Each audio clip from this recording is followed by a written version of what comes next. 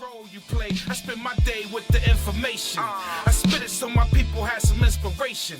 It's not frustration that you hear when you saying this. It's just the passion that you hear when I'm spraying this. Elders okaying us to take the wheel, so I'ma say what I feel. After I press record, you can no longer afford. We're back. Peace, y'all. F.L.O Express with another episode of the Xpressionz Itself podcast, coming to you live. All right, we want to thank y'all in advance for tuning in. Whether you're tuning in live or whether you are watching the video replay of the broadcast, we want to thank you for tuning in. And we are gathered here today to have another conversation about things going on and such. So, just to check in and give you guys, a bit of an update as far as what's going on in my life. I been continuing to work on re-editing and mastering my projects, my most recent projects, the latest installments of my F.L.O Xpressionz series, Volume 3 and Volume 4, and it's also been pretty busy, as I have also been looking for opportunities, applying for opportunities to become an audio engineer. So it's been pretty eventful, as well as the opportunity to work in a sales position for a well-known company that deals with music production, music engineering, really more so the education of, offering education services for music production. Those two things have been in the development, have been in the works. Certainly keep y'all posted, and yeah, I've been working on my craft and also, preparing for seeking opportunities of potential growth and increase in my craft, or related to my craft at least. For those who may know, I've worked in quite a few sales jobs before and throughout my music career.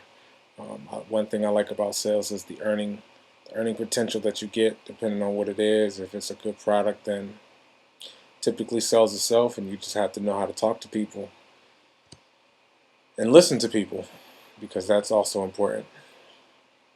So, looks like I should probably back off this microphone just a bit. Y'all have to pardon me if the signal is a little hard or distorted coming in.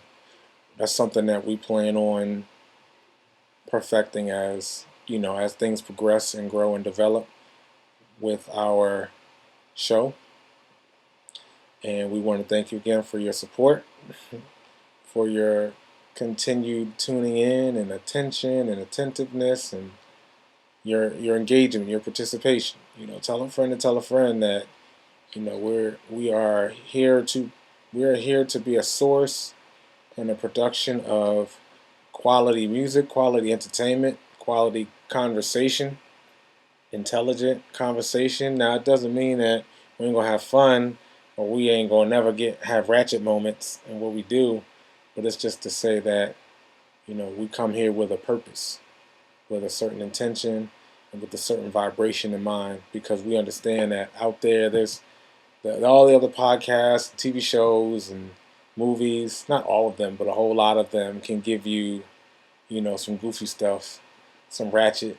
There's enough of that going on already. So, for those who are more interested in, or just interested in some balance, like this is something to listen to when you want to balance out all the ratchet that you've been listening to or watching and absorbing throughout the 7-day cycle, throughout the month, throughout gosh knows how long. You need something just to make you feel smarter. All right, damn it. Use this podcast as your vitamin, your conversational vitamin.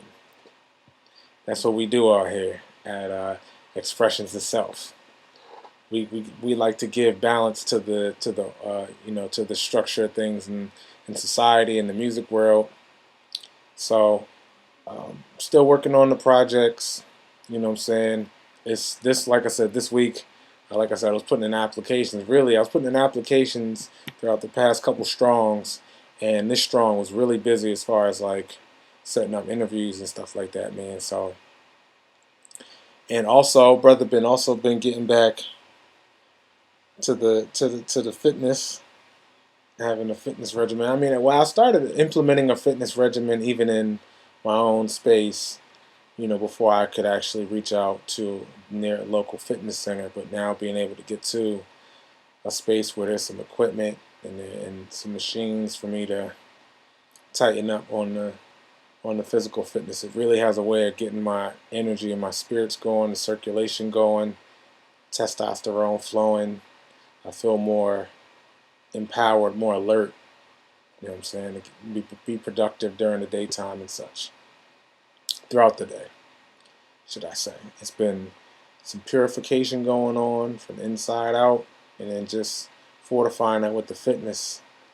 It's becoming a nice little combination there. But yeah, it's good to health is wealth, and I'll be definitely an advocate or a supporter for that. Of fellas, the best doctor is your body. Learn it, understand it, master it, and take care of it. Your health is the most sound investment you could ever make in your life. Your children, of course, they're a very, very sound investment. Your finances also very important. Your children even more important than your finances. But the finances are like probably right behind the children because it's hard to raise children without finances. I'll you know I'll vouch for that statement. But yeah. So your health is the most sound investment you can make because with your health, you're capable of taking care of your finances. You're capable of taking care of your children, capable of taking care of your responsibilities to your community, so on and so forth. But if you're not taking care of yourself, how much more effective can you be at taking care of other people? So, and I'm eating to live, and I'm striving for longevity out this mug. Okay, you feel me? You feel me? So, yeah. One very important thing I wanted to talk about today while we're gathered, just something that came to mind. Well, I'm gonna say came to mind. I've been just researching, you know, just as we're kind of browsing through social media and such. But it's something very disturbing had been brought to my attention that I had discovered, which in the scheme of things, it's like, well, it probably has been going on for longer than anybody could be aware of, looking outside of the, workings of the inner workings of the music industry. But, just regardless how long it's been going, just the discovery of what I came across, and no, we're not talking about them silly ass glizzy straws. I'm not even going to talk about that today. That's not even another episode. The end of my breath is going to be the end of the conversation about that goofy ass shit. Excuse my language. I'm going to try to keep the profanity limited there, but jeez, stupidity, y'all. And then it's even worse. Just, what comes to mind is, and I'm going to leave it on this note, when your parents used to tell you, if your friends jumped off a bridge, would you do it? That is like this draws a parallel to that. Like, so if your friends are gonna do something that stupid and risk their lives in the name of stupidity, you're that afraid to be the one left out? Like, common sense, proper sense, people. So with that being said, what I wanted to address today with with this particular episode, I wanted to talk about this because this was very disturbing when I had came across this information. So, and this may, maybe shocking to you if you haven't already heard. I know bad news travels faster and farther than anything else on this planet, so you probably may have heard about it, but if you haven't, well, then you heard it here. So, my question is, are these hip hop record labels, are they becoming our new, not so new way of contract killing for hire? For profit? I mean, contract killing for profit? I was what really brought it together was a close friend of mine had posted on Instagram. He was showing it was showing like an image of like three, four, five different artists that were all signed to this one particular label.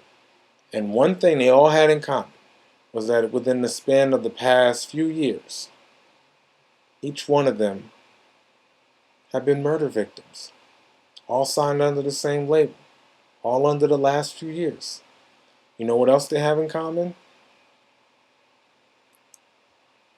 They had life insurance policies put out on their name, taken out on their name. So guess what? We sign you to our label. Congratulations.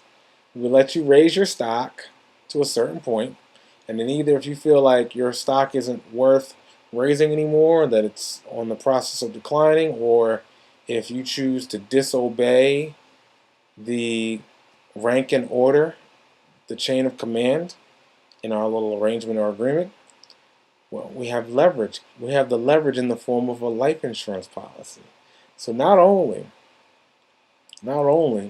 do we get to like sell all your records out, streams, merchandise, because when an artist dies, they become more profitable. The only thing they can't do is actually perform more concerts and record more fresh material. But if an artist has a catalog, say something that spans like Tupac's, where you can make nearly dozens of albums after his passing because you have so much unreleased material that you can release after their death, that it's like, you'd pretty much get the same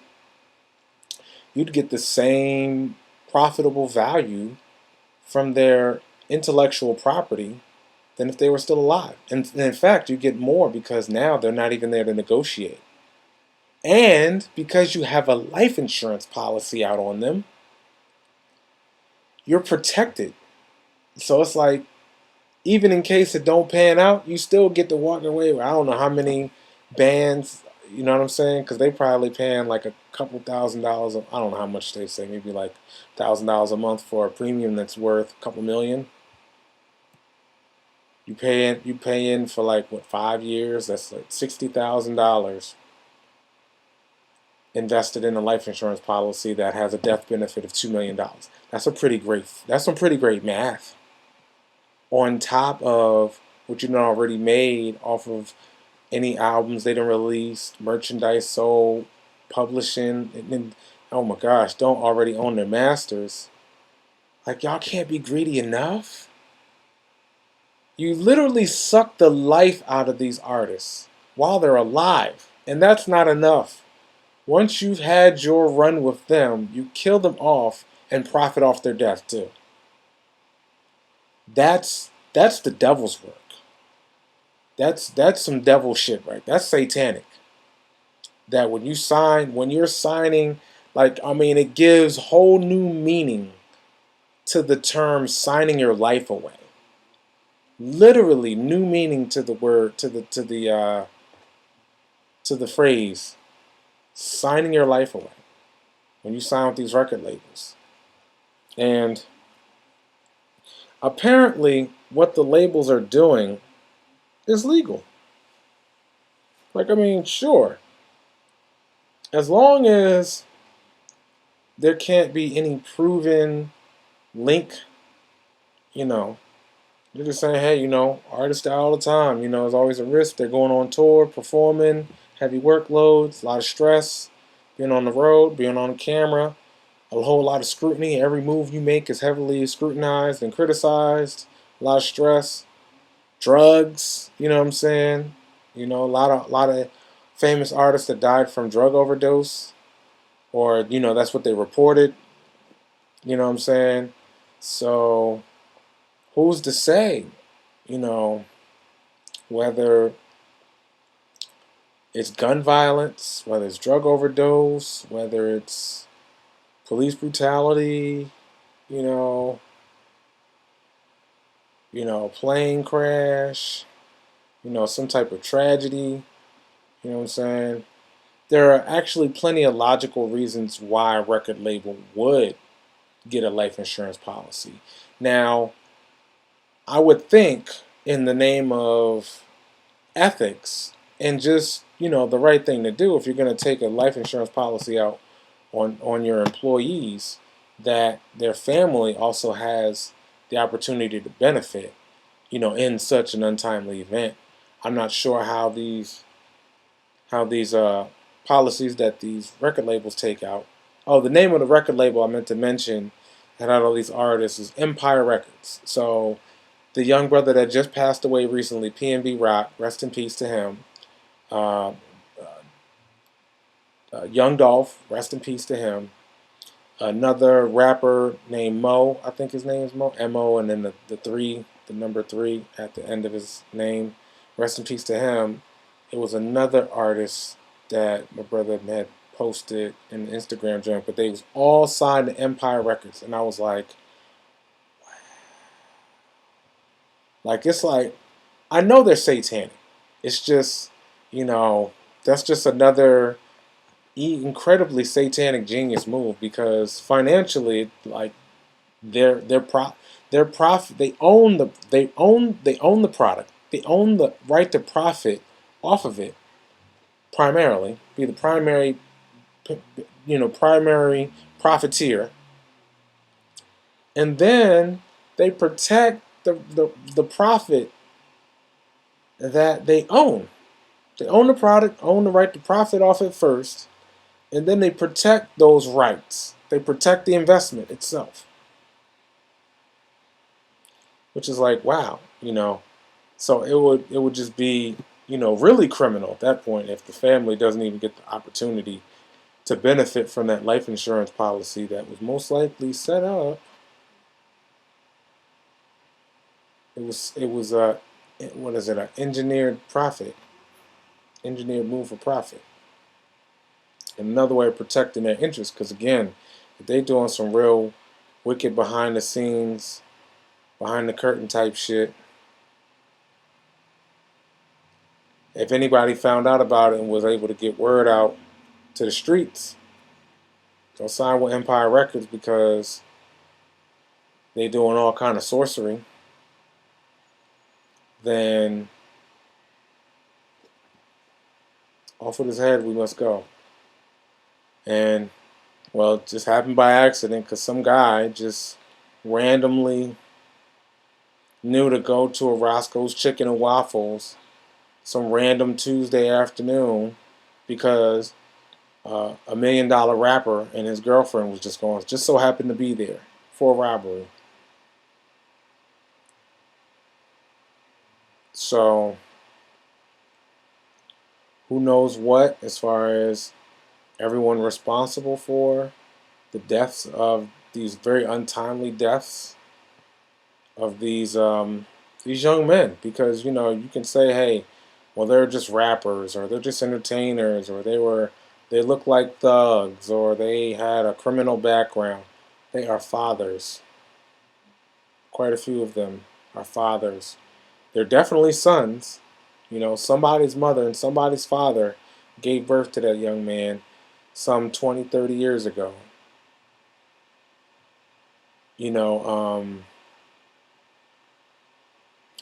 Brothers, wives, husbands, spouses, significant others, you know what I mean? In other words, and then there's and you never know the type of impact you'll have as an artist on someone who supports you as a fan or a follower, You know, some folks is like, hey, I like a few of your songs. Others are like, yo, your story is mine.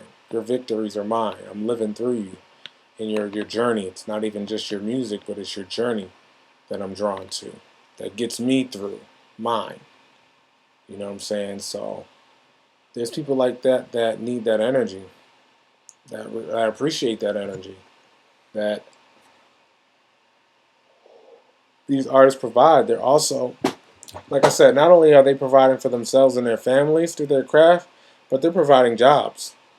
You know, instead of shooting guns or clips, they're shooting clips of instead of shooting clips of ammunition, they're shooting clips of film. Instead of passing out samples, you know, in packages, you know, they passing out flyers. You know, instead of distributing narcotics, they're distributing entertainment. You know, now we can talk about the quality of said entertainment and the vibration that they let out. You know what I'm saying? And those are all can be considered different forms of toxic, but drugs are more so more directly responsible for our demise than the music. Music is a conduit to that, but the substance, you know, is more destructive to our community than the music. At least with the music, bro, like I said, that's legit income, and it actually tends to go better because not only are they're you know it branches out to several different income streams. You know, raises one's level of influence to be in a much better, more secure position financially, providing other opportunities for others, and then also you know, very importantly, you know, it offers the opportunity for passive income as well off of intellectual property. So, you know, I see brothers like Yo Gotti, brothers like Jay Prince. Uh,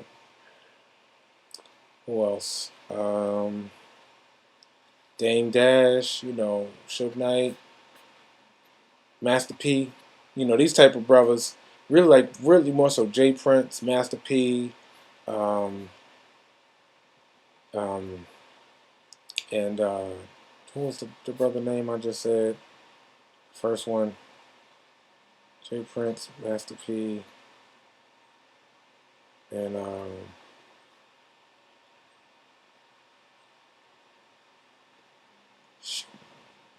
but yeah, the brothers. You know, the CEOs out there doing breaking bread and putting other brothers in position to win and secure their bag, and so on and so forth, paying it forward. So it's like what tends to happen is when you have more ethically sound brothers in the game winning, then it's like they put others in position to win because they giving them game, and then also giving them the knowledge and then also helping them out too. It's like, hey, you know, I'll put you on your feet and put you on the direction you need to go to. Now it's up to you to capitalize on the opportunity, but instead of, you know, having to look for one or having to compromise yourself in order to get to one, here's one right here for you, and I support your vision. Um, what was I saying? Jay Prince. It's another say Doom Dash. Who else? Dad on it. I was trying to think. The other CEO. Said shit like, oh, Yo Gotti. That's what I'm saying. That's another brother that's really putting on. Um, so all that to say, when you have more brothers like that in the game, you know, and 2 Chainz is another. He's known for his philanthropy, so he supports a lot of he supports a lot of black-owned businesses as well. You know, he invests in people. So when you have brothers like that in position to win, they are driven to also, you know, provide those same opportunities for others. So that's why, you know, Not saying every black person in entertainment is oriented, but more often than not, black men do a lot as far as creating jobs and opportunities for others to succeed. You know, even people that you want to vilify or that may have did some foul stuff. Even they have done uh, a lot to help others. As far as being a gatekeeper, opening the gate for others and such. So those are things that we can definitely support and continue to support. But we need to, and the reason why we need to is because otherwise we're going to have folks like Empire Records trying to exterminate the damn population uh, through hip hop and saying, well, and it's interesting because another thought that I wanted to offer to that is that it wasn't so long ago, it was what, 30 years ago, maybe about 30 years ago, when the government was trying to shut down hip hop. They wanted to censor it and phase it out. That's when they thought, well, maybe it's still just a fad. They're trying to make money off of it. Like, it was like, damn, they was trying to treat rappers like drug dealers just because the content was explicit. Like, we're talking about what we live. It's so explicit now. What you don't want to hear it because these are the conditions you put us in. You don't want to hear the truth about it. Is that why it needs to be censored? Because of language. Well, it was supposedly the language, but it's because of the content, and not because of the content itself, but the context around the content. So if we keep talking about the content, it may raise one's awareness to want to inquire about the context around the content that's so explicit, because the context is way more explicit than the content. You dig what I'm saying? What I mean? We don't want to be blowing the whistles on, greedy government entities that are profiting and benefiting in numerous ways off the demise of the indigenous population here in America and around the planet Earth. They want to they want to expire us, but they're too busy exploiting us. It's like the hell. You know, that's alright though, because once we get our own system in order, it's game over for them. We're gonna be alright. We're gonna be too busy building ours and protecting ours to be dealing with theirs, and then what's the value gonna be in it at that point? We got our own thing going. It's running 10 times better, and it's actually a better value, and they doing right by their people. It's not necessarily a 100,000% perfect, but it's way better than the current system that we've been supporting all these years, wasting our time. I mean, other than learning how to build a system for ourselves like we need to, it's a waste of time. Ain't no value in this shit. That's why they try to keep you distracted, to try to prolong you from remembering that this ain't worth shit. Stay focused. Continue to build black man, black woman. So, yeah. So the government tried to shut this shit down 30 years ago. It was like hip hop it's dangerous. They saw that it was being a weapon being used against them. That's why they wanted to shut it down. And then once they started to see, well, it makes me wonder that when the 2 Live crew was in front of judges at the Supreme Court arguing the case for why they should be allowed to put out their music. I wonder if it was a similar strategy in terms of like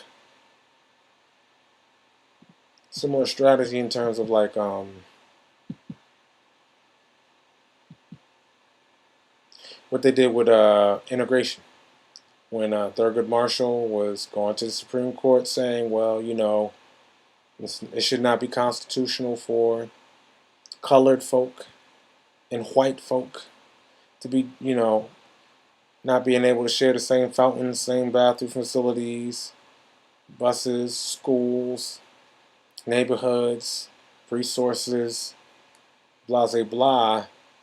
When black business was thriving during a time of American Depression, but we wanted the shiny new object because we never thought we was equal to Whitey, and we were doing way better than him without him. We didn't have enough of a sample size to see the news pass around and say, hey, look, we actually are doing much better without them. If we just stay the course, we'll be just fine. But Thurgood Marshall, was convinced otherwise, and bless his heart for his, I guess, his well placed intent. However, that was like one of the first. It created a domino effect in terms of the collapse of the black economic infrastructure in America. It was just the building. It was like a foundation was just starting to get established to a point where it was firm enough to build on, and then crumpled. The foundation crumpled before we could even really build on top of it. To see how much of a monument, a skyscraper of a monument that it would have been now if we stayed the course with segregation and just continue to be self-reliant. So I kind of liken that perhaps to the Supreme Court case when the 2 Live Crew was fighting for their right to release their music. And the government at first was like, no, we don't want to hear that bleep. We don't want to hear that crap. Da da da da da. And then it was like, wait a minute, but they doing numbers though. What? For real? We can make money off of this? And then think about it, because they're going to encourage each other to kill each other and shoot each other, exterminate each other, promote black on black crime. This will raise the incarceration rate, which is the new slavery, which is really the continuation of slavery. It's industrialized slavery. 13th Amendment, for those who are abreast of the doctrine, the documentation. But excuse me, y'all. But what I was saying about the damn shit. Oh, the Supreme Court case with 2 Live Crew was like, well, since they doing numbers and we can use it's a weapon, but we can use it against them too. But we gotta allow them the space to be able to form the weapon and load the ammunition and create the intellectual property to build up the catalog that we can use to put stuff in rotation and so on and so forth. So I know I'm gonna sleep good tonight. So with that being said, they was like, all right, well, go ahead, let them do their thing. It'll look like they won the battle, but they don't know the war is on now. So keep making all that booty popping music, that bass music, low vibrate, lower the frequency. Absolutely. Stay doing that ignorant shit, because otherwise you'd be trying to educate yourselves. But instead, y'all want to exude the behavior of niggas. So go ahead, get your nigga on. Drink 40s, pop bottles, shake your ass, chase skirts, do drugs, kill each other, instead of trying to resolve, simple conflicts. And and be a slave for money for the rest of your life, which should only be about another 10 to 15 years max, unless it's behind bars. Good job.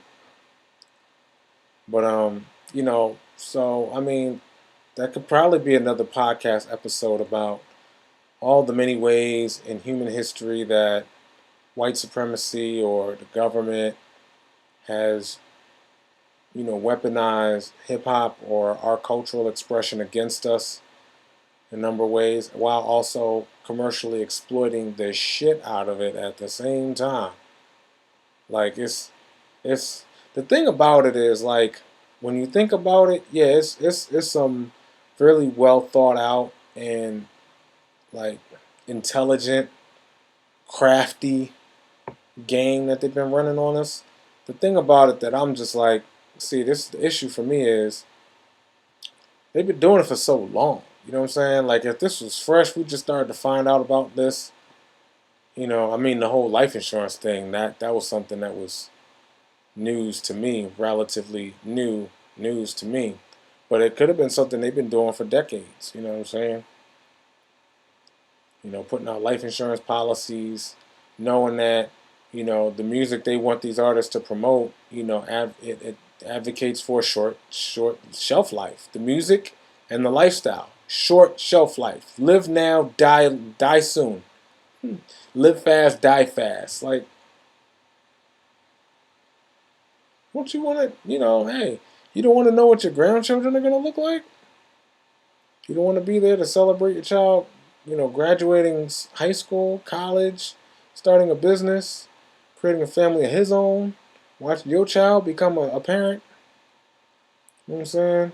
Being able to, you know, enjoy and appreciate the finer thing, the finer things in life, simple things in life, like having a home to come home to. I mean, it's a great thing to have a big fancy house, but then you can't even sleep at night because you know you don't got no family that you could trust.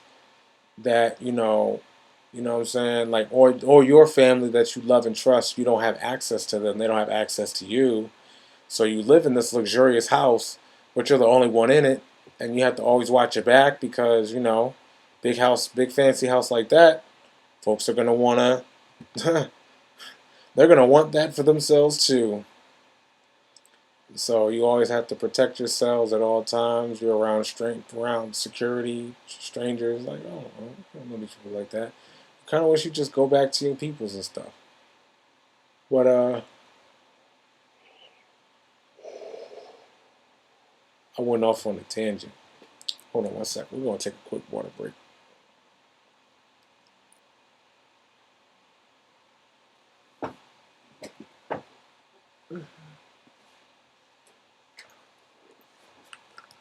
I'm going to pause it, but bear with me.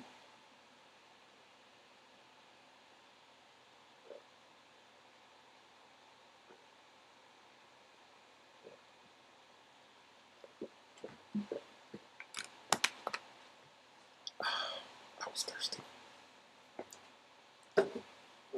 Just like y'all should be thirsty for this knowledge. So so back to the conversation at hand about so so yeah, man, they've been trying to use hip hop as just another many cultural, mental, intellectual weapons, economical weapons against the community, against you know indigenous people, and I mean against humanity, you know, in a greater sense, for its exploitation and also for for population control. Like it's honestly anything that humanity has created that has been successful with the community, they'll try to use it and exploit it for their own benefit, for their own purpose. No remorse. And I'm just going to spread the news, spread the word, and be one of those beacons of needed information. There are a few sources, and I'm just going to offer myself as another resource to those who are, you know, able and willing to tune in. You know, we're going to continue to be a beacon for you. So,